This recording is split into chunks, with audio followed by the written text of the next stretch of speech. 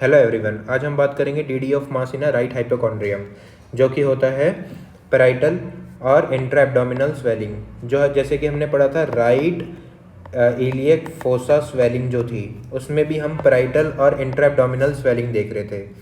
तो इसमें भी इंट्रा एब्डोमिनल स्वेलिंग होती है suprarenal mass, liver, gall bladder mass, colonic mass and renal mass.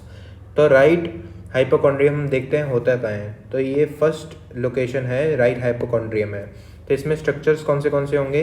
Liver, gall bladder and colon pass करेगा और kidney and suprarenal glands.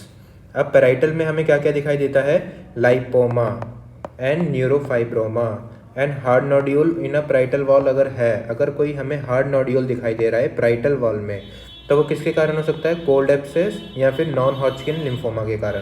तो parietal फिर से देख लेते हैं। तो लाइपोमा दिखाई देगा, न्यूरोफाइब्रोमा, हार्ड नोड्यूल अगर सरफेस में है तो तुम्हारा कोल्ड एब्सेस हो सकता है या नॉन हॉजकिन लिम्फोमा हो सकता है। अब इंट्रा एब्डोमिनल स्वेलिंग की बात करते हैं।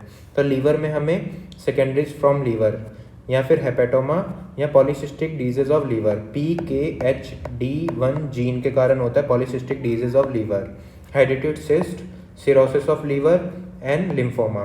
कोलोनिक मास कौन से हो सकते हैं? Carcinoma, hepatic flexure and large ileocecal tuberculosis. GB mass में carcinoma, gall bladder, acute cholecystitis, mucocele and empyema.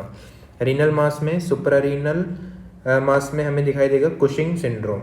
Renal मास दिखाई दे सकता है, सुप्रारीनल मास दिखाई दे सकता है, सुप्रारीनल मास में कुशिंग सिंड्रोम। तो फिर से हम क्लासिफिकेशन इसका देख लेते हैं। Radio of mass in a right hypochondrium हम डिवाइड करते हैं पैराइटल और intra abdominal swelling. Intra abdominal swelling में हम सुप्रारीनल मास देखते हैं, लीवर देखते हैं, गॉल ब्लैडर देखते हैं, कोलोनिक मास देखते हैं और रीनल मास देखते हैं। तो लीवर स्ट्रक्चर पाया जाता है gall bladder, colon and kidney and suprarenal. Thank you everyone.